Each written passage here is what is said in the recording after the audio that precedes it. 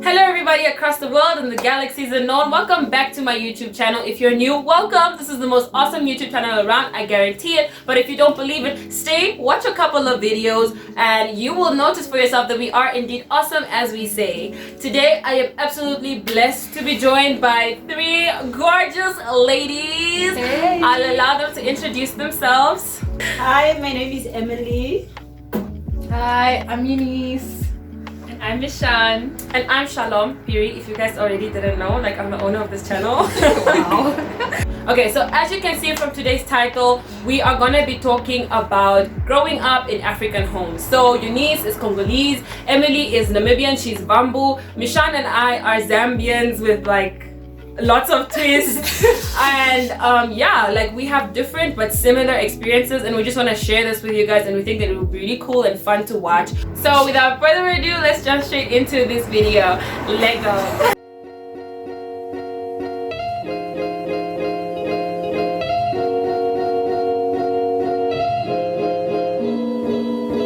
So tell us a little bit about your background. Well, I'm Bamboo, but I was born in like Koiras, which is the Damara land. I was raised there, and then I moved to Kuo.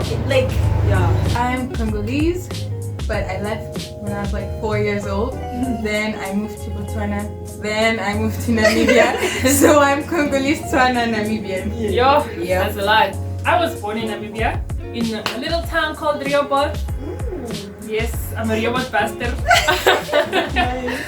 I've lived in a couple of places. I've lived in the north, I've lived in Zulu, Barongo, now in Windhoek, studying in SA. And I am Zambian. Well, she's my sister, but I was born in Zambia, and my parents are a mix of Malawian, Zimbabwean, and South African. And yeah, and I live in Namibia. I grew up in Namibia. I speak Afrikaans, German, and Kashona Oshivambo. Guys, I said that in such a corny way. Everybody's just gonna be like, okay. So yeah, and like I guess we were all raised by our moms, our dads a little bit, but all raised by our African mothers. Yeah. Who are African church mothers, not just any mother, but a church mother. Yours. So, like for me, I was raised. First of all, okay, my mom wasn't Christian when I grew up as a young child, and she later gave her life to Christ maybe when I was in primary school. But she has always had that thing, like she was always strict, and Yeah, like the strictness has always been there. I was raised by my mom and my grandmother, so I was raised in two different mindsets, can I say? A little bit of freedom to speak, and then with my grandmother, it's like it's me or no other. my way or the highway. Yes. Yeah. The law. So mom was pretty strict at first, like really strict, Mhm. like fasting at the age of 5. Yeah, but Yeah. after a while, I think she realized, when you grow up, you can't control kids anymore. So you need to like relax the rules a bit. I would say we grew up in a strict household, also very churchy. Both my parents are pastors, but ish, yeah.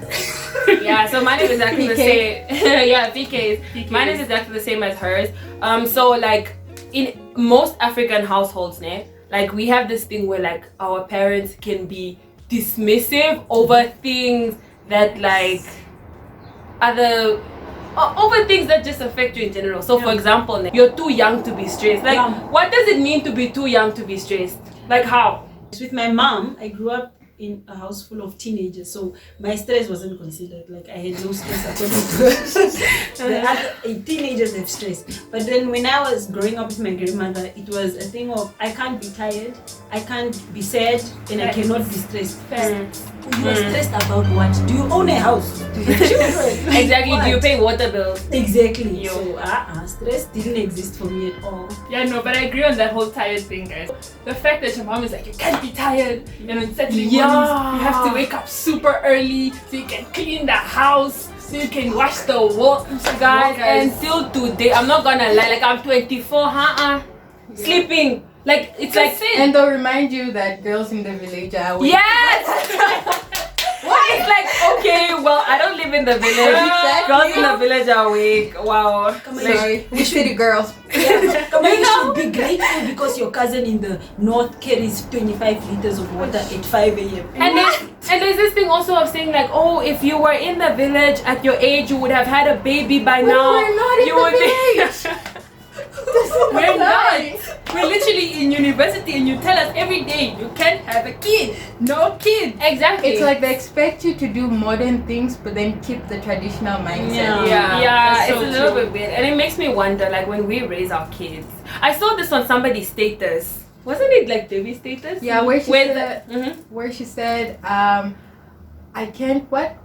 we can't raise our kids the same way our parents did because they raised us for a world that no Doesn't longer exist, exists. yeah. Yeah. What do you guys Doesn't think exist. about that? I think that's true. I think it's true. I do think it's true. But like, there's certain elements of their world that still apply. still apply. For example, I mean, okay, let me say, if for what my mom, let me say, hardworking, being hardworking, that is one thing. Being the extra, like when we are raised to say a woman must work. For Yeah. me, I think that is still applies. We have to be hardworking because in the world that we are in, it was okay. They used to be hardworking at home, but now we are going in the corporate and we have to prove ourselves. So we have to be hardworking for the men to realize that we are just not women. That's So true. that aspect I take. But I have to wake up at 6. That is true also for prayer. yeah. I mean, I guess everything is beneficial in its own way. We have like a clear picture of like how like Western kids grow up, yeah? Like mostly from television. So like, what are some of the things that you give us an advantage as African kids? Should I? Mishan. I personally think maybe the work ethic because things don't come easy. Especially like in Africa, as a woman, things don't come easy. So when I look at the way, like when we watch movies and I see the way the kids in the West are raised, which is different from us, I would say in terms of discipline. It's so different to So say, true. I fear my mother. Yeah. They kind of respect it. For me, it's fear until a certain age. That's when I realized, I have to switch that fear with respect. Yeah, when I was true. younger, I was afraid of my mom. When she steps into the house, I shiver. Like, how were you guys disciplined when you did something when you were younger? Girl. Slaps on the back. Girl, you No. think that's dick? Like we were beaten so well I wouldn't say we were beaten so much, but we also had like other punishments, like stand in the corner with your hands up or with your leg up for like half an hour because my mom was a teacher. Oh, Yeah. Yeah, sticks were they Sticks also. and shoes. Cooking spoons. Yo. I don't know if you guys The know the thing ones on the that top, the pop. spatula. Yes. Yo. Yo, guys, Yeah, I was that's raised true. with a belt. Like, my mother was very strict because I was the youngest child, and she realized that she would miss some of the mistakes I would make because they were teenagers and she was focused on them. Then she realized, this child is misbehaving and I don't notice it because I'm so busy looking at the cousins. So she just started with a belt. It was a thing of you bath. My punishments were I have to bath with cold water because I'm coming back late. I'm coming. Yeah. If I come back after 5, my mom, I should never find my mom at home. She should find me there. If she finds me if I find her at home, cold. Even in winter, like the way it's cold now. It's a punishment. Is this unhidden rule, like you can't eat at a neighbor's house? Like you should eat at your mother's house. Food on the Yes. street. Yes. We were always told like if you eat from somebody's house, maybe they put like stuff in it. Poison, And like whatever. it's gonna affect your schoolwork. Come on, you're gonna grow up. No, like we used to be told you might find that you grew up and you can't get a husband or like or you're failing at school because of that one meal that you had at your friend, bro. Yeah, like that was like a big thing, really. But I remember there was one day, Nate, I picked up a $10 on the street. Oh yeah, like we And had. I came home and mommy made me throw it over the fence, guys. And you're just there watching your $10 for like. My goodness. So it's like if throw it you lose away. the money, then what? Then it's tied to your lifeline. Yeah. But these are things, but you know what, Nate? It's like that same, bringing back to that same thing. Like our parents were raised like where people would do anything like everything that was new to them, they interpreted it as like witchcraft or as something evil. So their grandparents were afraid of a lot of things, and they would teach their kids that this is not safe, this is not safe, because they're afraid of it. Like at some point our parents thought that technology was such a bad thing, and like if it wasn't for corona, like there was still a huge group of like older people who were afraid of technology and social media and just looked at it as a bad thing. But only now they're starting to realize that, oh, we have to actually embrace it. We have to take it. You know what I mean? Yeah. So, and I honestly think that those are one of the changes that the Stereotypes spoke about earlier, where you cannot raise your child the same because of the changes. And I'm also thinking about how, you know, like your parents will tell you, go to school, get a degree, get a job. But nowadays, you don't necessarily have to use that path to be successful. There's so many other platforms. You don't need to have a job. There's so many these website things where you can actually do a professional job and be a freelance worker for the rest of your life, and people make good money off of it. Can we talk about the careers they force you to do? Woo, the big five. Only 3. Yes. Doctor. Yeah. Engineer. Lawyer. Thank you. And if you do anything else, my dear, you didn't go to school. You didn't. What is business admin? You didn't go to school, mama. I still have so many people on my back because of the career path that I chose. So they ask me, the first question after I tell them is like, yeah, but can you make money? I know. And I'm like, come back to me in 2 years. Please. Because you don't that's so true. That's a big one. That's a big one. For me, explaining to my grandmother why I chose to be an animal doctor over a human doctor is like, why are you wasting your time? She's like, so you don't want to treat your family? You are being selfish. I'm being selfish. Why must I only be animals? So you just really want to deal with cattle? And I'm like, there are other people that are doing medicine for you guys. Wow. She doesn't. And there's this huge stereotype still until today where it's like, oh, it's only white people who take their pets to the vet.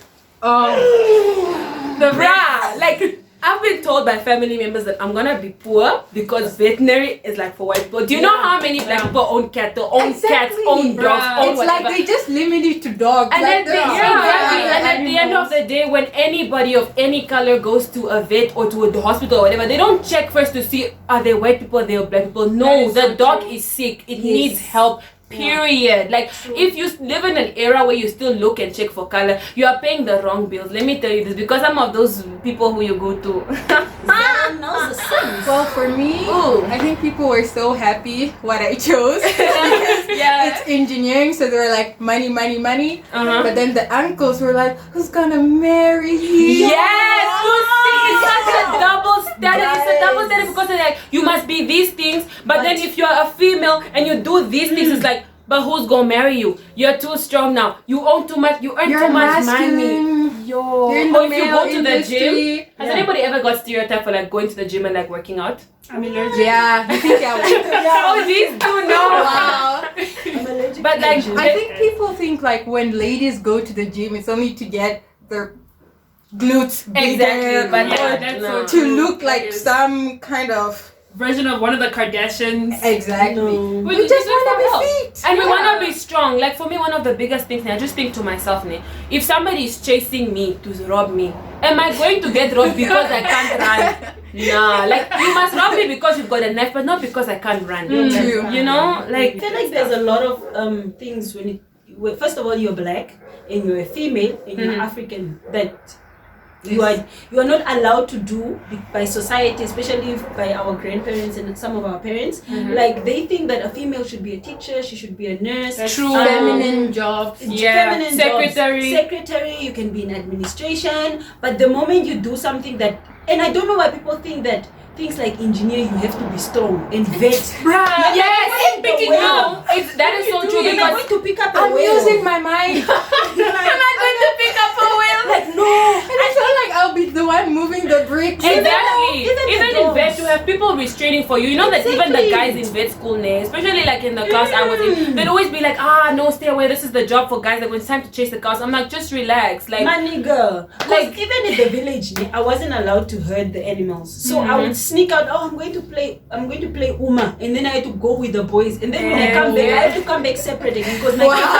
she will beat me. It's a boy's job, but that's how I realized. Oh, this is how you handle goats, and this cattle are not a joke. You must be careful. But they think that you're going to carry the whole bull to the kraal or to the office or whatever, but no, it's not like that. You don't need muscles. Even if it's a job that I need muscles, I will grow the strength. You know, And I think in talking about all this, it's just a reminder to us that one day, like, if we have maybe not our own kids, or even like our siblings' kids, nieces, nephews, everybody coming behind us. Yes. Rich auntie vibes, you know what I'm saying? Rolling out in the when we are those people, I think it's so important that we be careful of like how we are growing up now, not passing down the same thing. Like, for example, maybe you guys can give your opinion on this, like phones. Most of us got our phones later in life, right? True. Our parents were like, you can't have a phone at a young age, but now, like, look at the kids who are coming behind us. They're studying from home. Majority of them need phones, but their parents are still like, no phone. So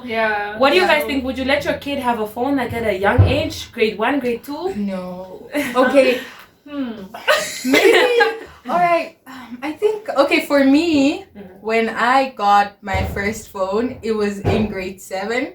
And that was because we had the farewell tour. So she's like, I need to call you. So you need to have a phone. But I think that's a good age because you're entering secondary school. And most of the homework you'll be doing, you need to research more than in primary school. Yeah, true. So I think like when the kid is entering high school, then you can give them a phone and maybe monitor. I think it also depends on the kids you have. Like some kids are responsible and then others, others, you'll find that search history like, whoa, I'm searching. I think, okay, for me as a parent, or exactly.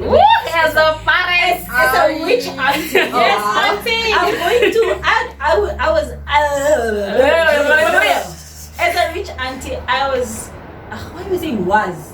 As a rich she was already a rich auntie. I'm going to give the kids like iPads. There's no SIM card, and then just control. You know, I think you can block certain words. Yes, search and sites. Yes, and sites, true. expose them to things like, oh, do you know that you can do this online? Like you can play a math game online or whatever. And then when they're going to grade 7, grade 8, then you give them a phone with a SIM card so that they can. But still, I'm gonna monitor you till grade 10, and then I'm gonna tell you now your life starts, and you make decisions, and these decisions will determine whether or not. Auntie's on fire. Emily, sorry, bring your kids to Emily. Emily is getting my children. Okay, but then when you talk about monitoring, does it involve reading your kids' text messages? That's a big one because let's do this. I think it's a thing of, can I have your phone?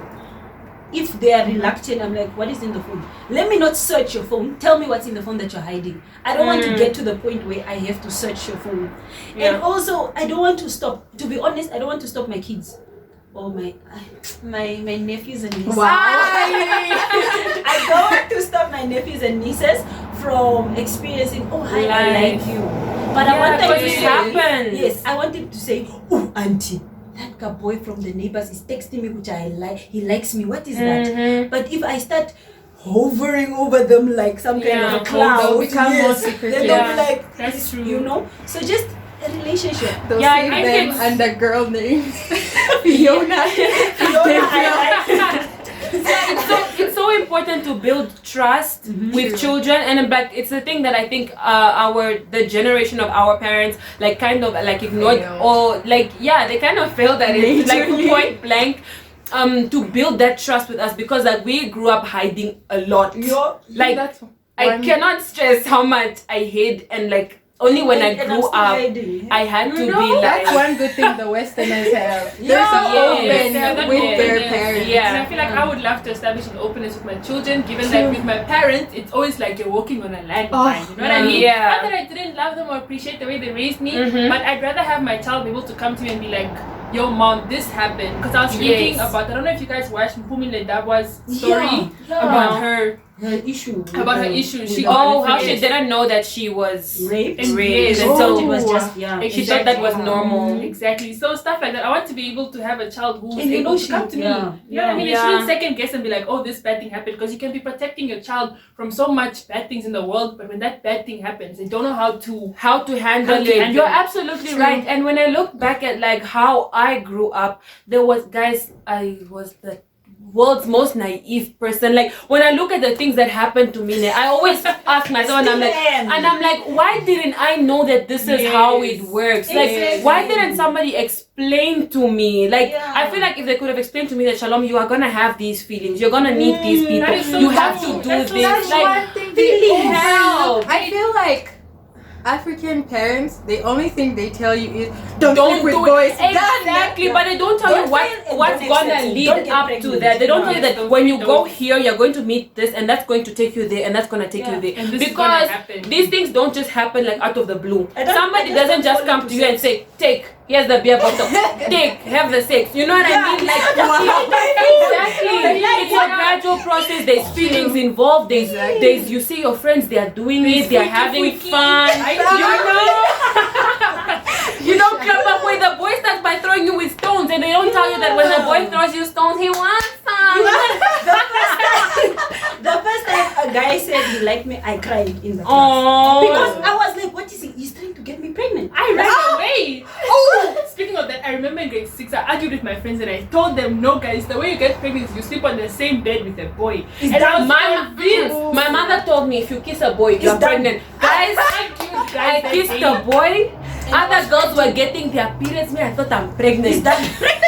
I'm not lying. At the age of, I don't know, I think I was 14 or 15. I really thought I was pregnant, guys, and I used to cry. You're like, yo. I was like, yo, did I just get pregnant at the age of 15? Mommy, why did you tell me that? Mommy!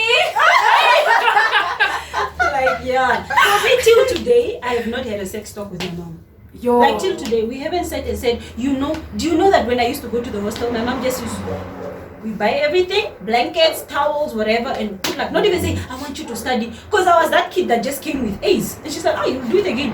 And then in grade 11, I started being a girl now. My skirt became shorter. I wish I No, but we all had that guys. Yes, honey. At some point the skirt just goes. I was like, now I was paying attention to the boys. And my school was going down, and it was a teacher that came to me and said, Miss Lingeza, she said, Emily, why are you getting 39 points? Yo. Oh, girl, you are a 40 student. The boys are saying I'm cute.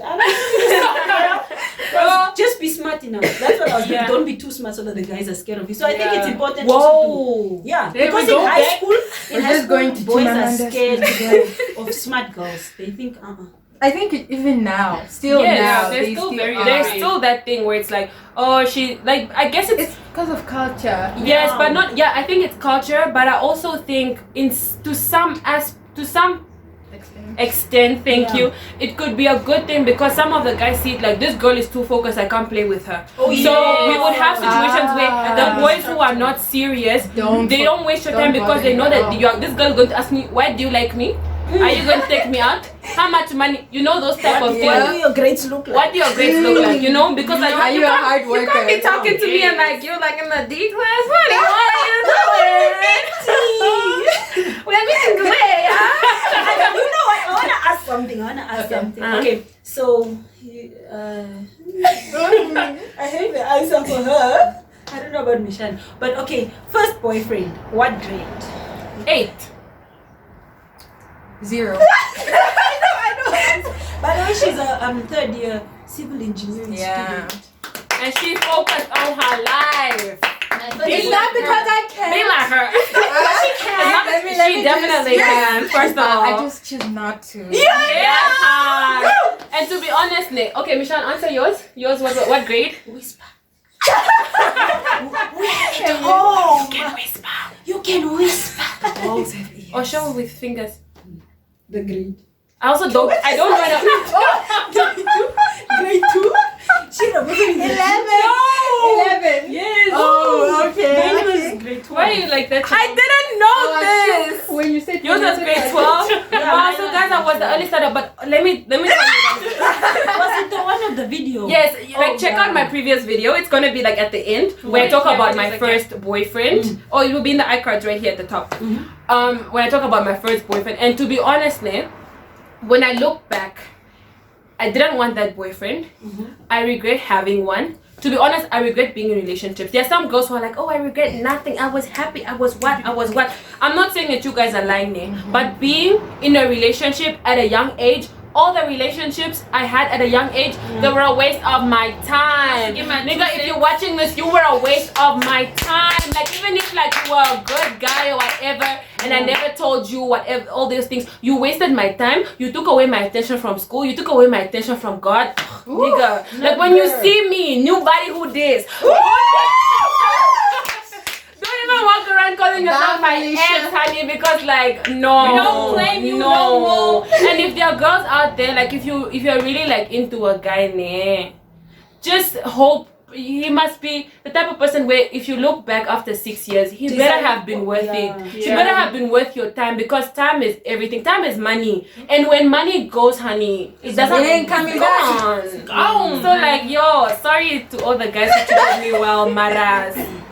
You wasted my also life, for me, really. It was also a situation of, oh, I'm in grade 10, all my friends been dating, Thank but I'm you. the That's how only it one. started for That's me how I too. just, the next guy to even ask me, I was like, oh, okay. Guys, Same. I didn't No, like really same. I didn't like him. Whoa. Even when it was time to break up, guys, I was like, oh, thank God. Picked up the box. I can go on I now. dated him because he was the head boy. Of Yes, please.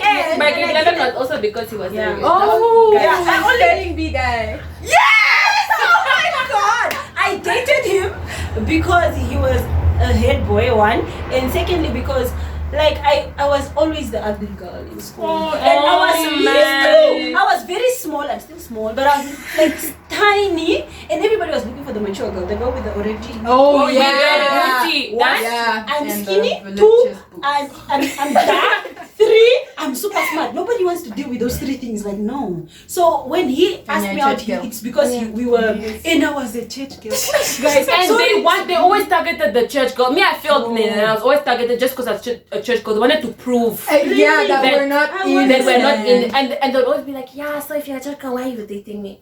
Oh no. Did you not ask me out? But guys, whoa, guys, please don't tell me, please. And I would say things like, oh, come to church with me, and they'll be never. No. I feel like that's And another chat. Bruh, that's a Yeah. whole You know, other we can YouTube even video. check after this. Yes, The other gender. the other gender. Yes, we should call it the other gender. Like Really, no. honestly, dating was a waste of my time. Same. I didn't learn anything. Do you know I have never? I Also dated didn't him. learn anything. I just learned I'm what only I learning don't to want. date. Today Yeah. at 24 is when I'm learning. Like I dated I somebody don't who were feel long that, no. distance. Like you and you don't know something. There's nothing that I know that you don't know. Same. Don't worry. Hallelujah. I don't know how to talk to people. I don't know how to argue because I never argued with in any of my relationships. We were just friends. I just had the title. So to be honest, my first serious relationship is coming. Hey! Yeah. Rich auntie. Yeah. Yeah. To be honest, I also can't think that any of my Yeah. past relationships were serious. Oh. There was just serious infatuation, serious Yes. feeling. You know, like when you've got feelings. And that's all. Apart from just, even have apart stuff from in common. no, but Yeah. the feelings, it wasn't even feelings of like me. I feel like it was just you're giving me attention. I Yeah. want attention. It was. Yeah. It is so true. Guys, attention I don't know is how so to put it. But Yeah. anyways, we've digressed so far Yeah. from the topic. growing up in African Yeah. homes. Yeah. So Also, in closing, Having yeah. boyfriends in African homes. Yes, having boyfriends in African homes. Yeah, you get It beaten for doesn't that. exist. It doesn't Do you exist. guys know that this is the first time if my mom Only watches that left- she will know that I had a boyfriend? Same. Oh, Mommy, I'm sorry. The problem Me and my is mother, we the talked problem about this is stuff my because I mom. was out of control. My mom is the kind of person that when she's giving an example to my sister, she's like, you know, Emily never had a boyfriend. I wanted to tell you, but Mesuru, I'm sorry on Emily's Yeah. behalf. Also apologize to my mother. also And mama, so, but mommy, Mishan must also apologize to me because me, I didn't know. How did I told you? Really? Yes. close this one so we I can start don't a know. new You've just forgotten. I just don't say his name. Alright guys, okay, so we're gonna end this video here. This was so exciting to shoot, like we wanna go on forever, but we have to end this video here. So if you liked it, give it a thumbs up. The thumbs up is right somewhere down here, and comment below your tribe or the country that you're from. Just type it below, like if you're from Congo, just type Congo, Namibia, Zambia, Zimbabwe, type them down, or you can drop your flag. Give this do we have hearts here? Okay, we don't have hearts. Thumbs up. Okay, thumbs up. Don't forget to subscribe. The subscribe button is like a little like rectangular Somewhere thingy, here. somewhere here, somewhere down there. It's red. And then click on the bell button so that you're notified every time there's a brand new video. And don't forget to share this video. Share this video with like your younger siblings, like people who are growing up in a generation a little bit after us, like the AMA 2000s. They need to know some of these things and like hear some of these things for themselves. Take what you can, throw away what is not relevant to you. But yeah, thank you guys so much for watching, and a big thank you to the lovely ladies for joining me for this. I'm so glad that you guys were here today. Thank you for your time. And yeah, check you guys out in the next video. Bye. Let's start filming part 2 just